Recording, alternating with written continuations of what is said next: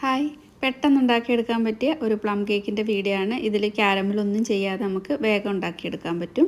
അപ്പോൾ അതിനായിട്ട് ഞാനൊരു പാൻ അടുപ്പത്ത് വെച്ചിട്ട് അതിലേക്കൊരു 150 ഗ്രാം ബട്ടർ ചേർത്ത് കൊടുക്കുന്നുണ്ട്. അൺസാൾട്ടഡ് ബട്ടറാണ് എടുത്തിട്ടുള്ളത്. ഇനി ഇതിലേക്ക് ബ്രൗൺ ഷുഗർ ചേർത്ത് കൊടുക്കാം. 1 കപ്പ് ബ്രൗൺ ഷുഗർ ചേർത്തിട്ടുണ്ട്. 1/2 കപ്പ് ഓറഞ്ച് ജ്യൂസ് ചേർത്ത് കൊടുക്കാം. നിങ്ങൾ വൈൻ യൂസ് ചെയ്യുകയാണെങ്കിൽ 1/2 കപ്പ് വേണമെങ്കിൽ യൂസ് ചെയ്യാം. 1 കപ്പ് ബ്ലാക്ക് റൈസിൻസും 1/2 കപ്പ് ഗോൾഡൻ റൈസിൻസും ചേർത്ത് കൊടുത്തിട്ടുണ്ട്. നിങ്ങൾക്ക് ഇഷ്ടമുള്ള നട്ട്സോ അല്ലെങ്കിൽ ഡ്രൈ ഫ്രൂട്ട്സൊക്കെ ചേർത്ത് കൊടുക്കാവുന്നതാണ്. ഇനി ഇതൊന്ന് തിളച്ച് വരാൻ വേണ്ടിയിട്ട് വയ്ക്കാം.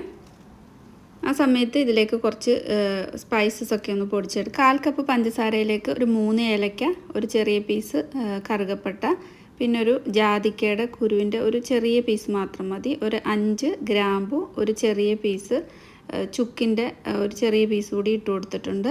ഇനി ഇതിലേക്ക് ഒരു 2 നുള്ള് അയമോദകം കൂടി ചേർത്ത് കൊടുക്കുക. അജ്വൈൻ 2 നുള്ള് മാത്രം മതി, ഒരുപാട് വേണ്ട. ഇനി ഇതെല്ലാം നന്നായിട്ടൊന്ന് പൊടിച്ചെടുക്കാം.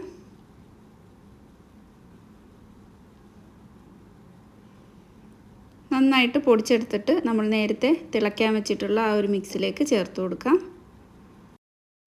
നന്നായിട്ടൊന്ന് തിളച്ച് ബട്ടറൊക്കെ ഒന്ന് മെൽറ്റായി കഴിഞ്ഞാൽ ഫ്ലെയിം ഒന്ന് കുറച്ച് വെച്ചിട്ട് ഒരു 5 മിനിറ്റ് ഇത് നന്നായിട്ട് തന്നെ ഒന്ന് ബോയിൽ ചെയ്തെടുക്കണം.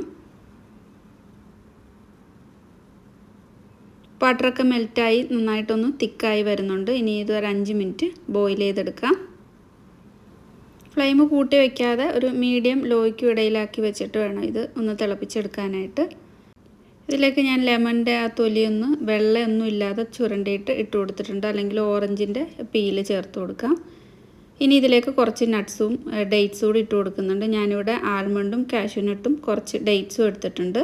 അതിട്ട് കൊടുത്തിട്ട് നന്നായിട്ട് അങ്ങ് മിക്സാക്കി എടുക്കുക. ഇനി ഫ്ലെയിം ഓഫ് ചെയ്തിട്ട് ഇത് ഒന്ന് തണുക്കാൻ വേണ്ടിയിട്ട് മാറ്റി വയ്ക്കാം. നന്നായിട്ട് തണുത്തിട്ടാണ് ഇനി ബാക്കിയുള്ള മിക്സൊക്കെ ചെയ്തെടുക്കുന്നത്. ഒരു ബൗളിലേക്ക് ഒരു 2.25 കപ്പ് മൈദ ചേർത്ത് കൊടുത്തിട്ടുണ്ട്. അതിലേക്ക് ഇനി ഒരു 1/4 ടീസ്പൂൺ ബേക്കിംഗ് സോഡ ചേർത്ത് കൊടുക്കാം. 1/2 ടീസ്പൂൺ ബേക്കിംഗ് പൗഡറും ചേർത്തിട്ട് ഒരു നുള്ളു ഉപ്പ് ചേർത്ത് ഇത് നന്നായിട്ടൊന്ന് മിക്സ് ചെയ്തെടുക്കാം. നന്നായിട്ട് തന്നെ മിക്സ് ചെയ്തിട്ട് ഇത് മാറ്റി വയ്ക്കാം. ഇപ്പോൾ നമ്മൾ നേരത്തെ ബോയിൽ ചെയ്ത് വെച്ചിട്ടുള്ള ആ നട്ട്സിൻ്റെയൊക്കെ കൂട്ട് നന്നായിട്ട് തണുത്ത് വന്നിട്ടുണ്ട്.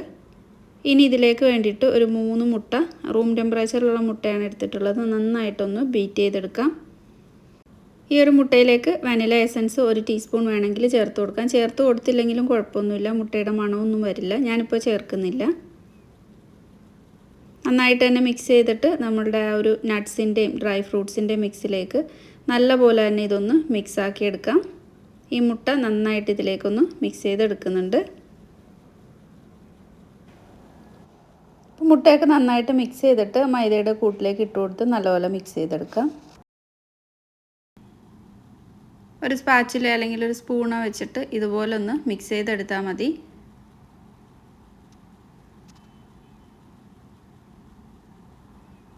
നിങ്ങളെടുക്കുന്ന മുട്ടയോ മൈദയൊക്കെ അനുസരിച്ചിട്ട് ചിലപ്പോൾ ഇത് തിക്കായിട്ടാണെന്ന് തോന്നുന്നതെങ്കിൽ കുറച്ച് ഓറഞ്ചിൻ്റെ ജ്യൂസ് ചേർത്ത് കൊടുത്താൽ മതി. ഒട്ടും കട്ടകളില്ലാതെ നന്നായിട്ട് എല്ലാം നല്ലപോലെ തന്നെ മിക്സ് ചെയ്തെടുക്കുന്നുണ്ട്.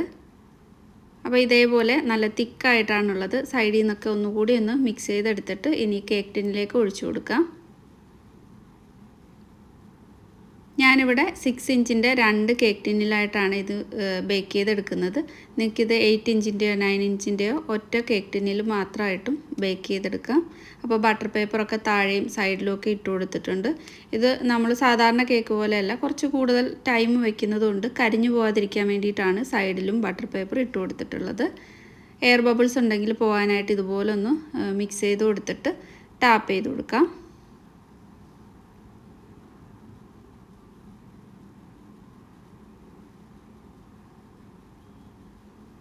ടാപ്പ് ചെയ്ത് കൊടുത്തിട്ട് ഇതിൻ്റെ മുകളിലായിട്ട് കാഷ്യൂ നട്ടോ അല്ലെങ്കിൽ ചെറിയൊക്കെ വെച്ചിട്ട് ഡെക്കറേറ്റ് ചെയ്തെടുക്കാവുന്നതാണ്.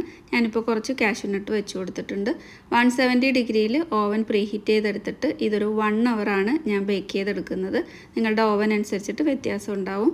ഓവൻ ഇല്ലാതെ വേണമെങ്കിലും ഇത് ബേക്ക് ചെയ്തെടുക്കാവുന്നതാണ്. സ്ക്യൂവറോ ടൂത്ത് പിക്കോ വെച്ചിട്ട് ഒന്ന് ചെക്ക് ചെയ്ത് നോക്കാം. അപ്പോൾ ഇത് നന്നായിട്ട് തന്നെ ബേക്കായി വന്നിട്ടുണ്ട്. ഓരോ ഓവൻ അനുസരിച്ചിട്ടും ബേക്കിംഗ് ടൈമിലൊക്കെ വ്യത്യാസം ഉണ്ടാവും. അപ്പോൾ നോക്കിയിട്ട് വേണമെങ്കിൽ 5 മിനിറ്റോ 10 മിനിറ്റോ കൂടെ ബേക്ക് ചെയ്തെടുത്താൽ മതി. അപ്പോൾ ഇത് കറക്റ്റായിട്ട് നന്നായിട്ട് തന്നെ ബേക്കായി വന്നിട്ടുണ്ട്. നല്ലപോലെ തന്നെ തണുത്തിട്ട് കട്ട് ചെയ്താൽ മതി, അതായിരിക്കും ഒന്നുകൂടെ നല്ലത്. ഞാനിത് കവർ ചെയ്ത് വെച്ചിട്ട് പിറ്റേ ദിവസമാണ് കട്ട് ചെയ്തെടുക്കുന്നത്. അപ്പോൾ ഷുഗർ ക്യാരമലൊന്നും ചെയ്യാതെ വേഗത്തിൽ നമുക്കിത് ഉണ്ടാക്കിയെടുക്കാൻ പറ്റുന്നൊരു കേക്കാണ്. നല്ല ഈസിയാണ്. നിങ്ങൾക്ക് ഇഷ്ടമുള്ള ഡ്രൈ ഫ്രൂട്ട്സോ നട്ട്സോ ഒക്കെ ഇട്ട് കൊടുക്കാം. ഞാനിപ്പോൾ കുറച്ച് മാത്രം ഡ്രൈ ഫ്രൂട്ട്സൊക്കെ ഇട്ട് കൊടുത്തിട്ടുള്ളൂ.